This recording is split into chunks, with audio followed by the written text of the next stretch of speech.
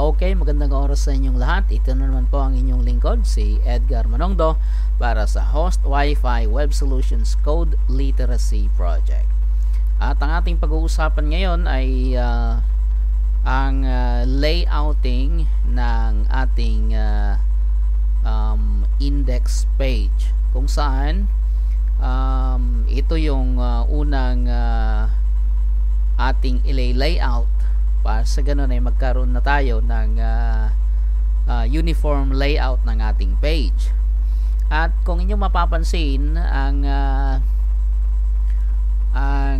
image file na nandito ngayon sa ating harapan, ito yung ating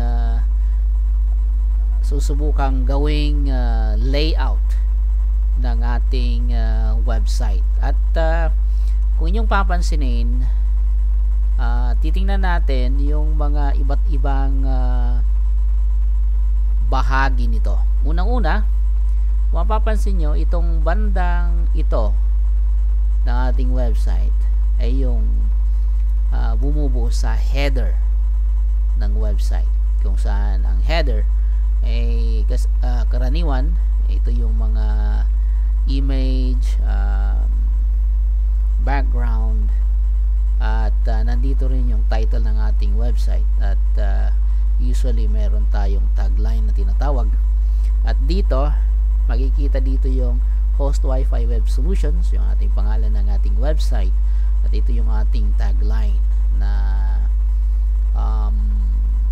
nagde-describe sa ating services. Okay, at ang bahaging ito naman yung navigation bar, kung saan ito ay bumubuo sa mga pages ng ating website, yung mga main pages, kagaya ng home na nabanggit natin na usually ito ay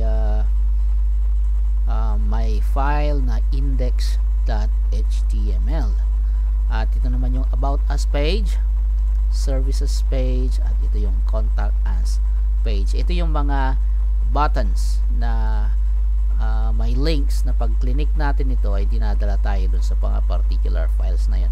At ito naman yung development ng ating website. Kung magkakaroon na tayo ng database, ay magkaroon na tayo ng search options para sa ating website. Pero ito po ay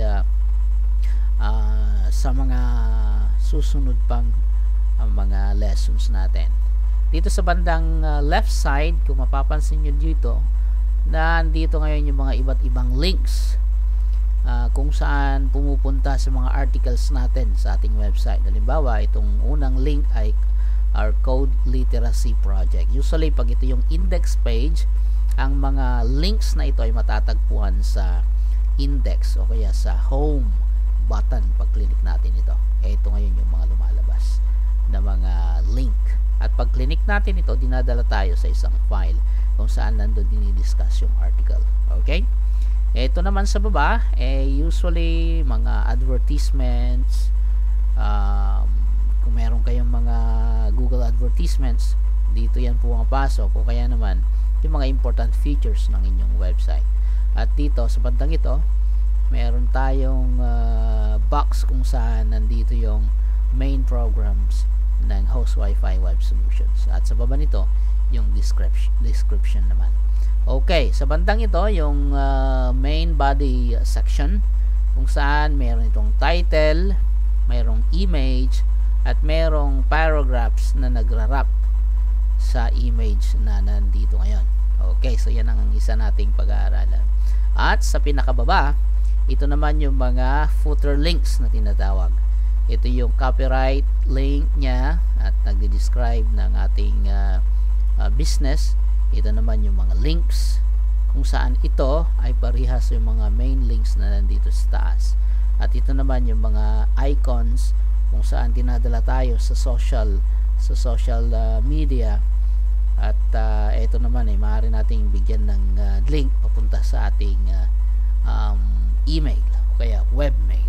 Alright, so kung titingnan natin, napaka simple na layout ito, subalit very functional na para sa mga beginners. Okay, so dito lang dito natin tatapusin ang discussion tungkol sa kung ano yung ating gagawin, at mamaya-maya sa susunod na video ipapakita ko sa inyo kung papaano natin ito hinahati-hati sa isang page.